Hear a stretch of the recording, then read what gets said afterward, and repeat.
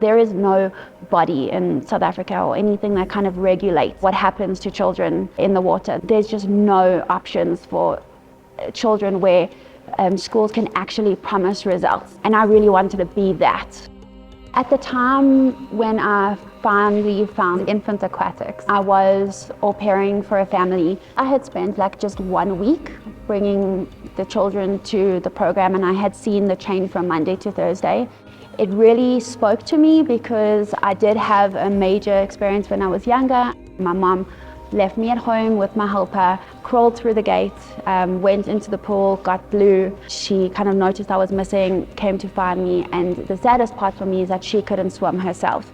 So she risked her own life and she jumped into the pool, and she kind of like held on to the side and somehow managed to get me, but she was treated for water inhalation for many weeks after. I was resuscitated on the side of the pool. Pretty much time of death was called, and I was treated for some weeks in a coma state and managed to survive it with no brain damage, which is a miracle on all levels. When I first saw the lessons in action as a behavioral coach, it really stuck with me. The results from this was just so much more and so much more amazing. It was something that we were really lacking at home. So I reached out to Judy. When Judy told me that Kyla would be coming to South Africa to work on a pilot program to train instructors out of America, I was like, yes, sign me up. I was the very first person to be trained out of the American facility. So there were not a lot of children booked for the program. And there is a certain requirement of exposure that we have to have. I contracted an orphanage who really could use this kind of thing. In South Africa, our statistics for drowning are ridiculously high. And unfortunately, we have way too much poverty and underprivileged children. These children, they're the highest risk in terms of drowning because we don't ever know where they're gonna go, who's gonna help them. So the moment I had an opportunity where I could give back to children and put them through the program, it was a most humbling experience, I think for Kyla as well, because she got to teach me on children that didn't have parents, they don't have anything. After having the most amazing training with Kyla, Judy spent 2 weeks in South Africa with me afterwards, and I feel like the wisdom of doing it for many years kind of came out immediately. I learned so much in such a short period of time. I owe everything to Kyla and Judy for opening a whole new world to me. It wasn't ever an option to not have my own facility. Like, I knew it as soon as I'd done with my training. And I think that was where Infant Aquatics really helped me. In the beginning, when you see this facility online and you get to see the pictures and you see everything, this is the dream.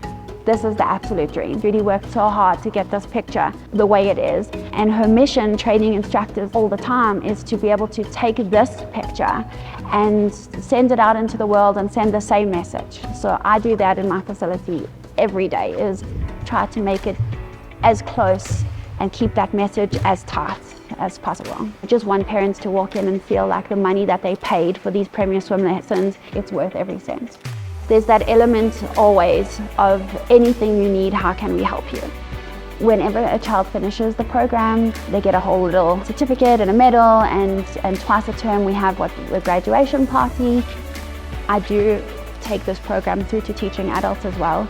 So I do have the domestic help program at my school, which I do like reduced rates for, and I really am passionate about getting as many people equipped with the skills to save their life. Once I had done my training, I had then dedicated giving back to the community. Door of Hope was kind of my high school project. We continue that at the school. So I have drop-off points at the school for people who maybe have like a pack of diapers that they used 5 of. I have about 10 different facilities and places that I'm constantly kicking back. And then every Friday, we bus the children to us and they swim free of charge so long as they haven't been adopted by a family. They look forward to it. They're like undressing at the door. They can't wait to get into the pool. And that's the part I love. A child who's not given the opportunity to do anything or learn anything has a 100% chance of drowning. A child who's offered the opportunity to learn has a better chance of not drowning. But a child who's done survival lessons, that is prevention. Drowning can be prevented, and I feel like people are in control of that decision. So we decide that for these children who are underprivileged, and we give them the opportunity. Every year the retreat has happened, and I could not miss out one more year of not seeing the dream I'm living. I really needed to experience it. I needed to spend time with the instructors, see what else I could do, anything else I could incorporate into my school. When I first arrived at the pool, I was like a bit emotional about it because I couldn't believe, firstly, that was real. Part of the reason that I was able to do this was because my mom passed away, and she left me something to be able to run her legacy and keep it alive. And so when I first arrived here, I really realized what I was doing, and that it meant something. I feel like I never really got the opportunity to come back and be grateful for it. Feel like I could be like, look, Mom, this was all worth it. The journey from the time I decided to become an instructor has not been an easy one. I had a lot of challenges with the building, had a lot of challenges with my health. It was really a hard time in terms of finally finding my feet, and then kind of have that like unpredicted future of what it holds. But this is the reason I pushed through it. This is the reason I managed to get onto the other side. At the moment, I'm expanding to a second facility. We want to be able to share the wisdom. We want to be able to train more people. More people means more safe children and less drownings. And I think that is my future plan, is to be able to do more of that. It's just so rewarding.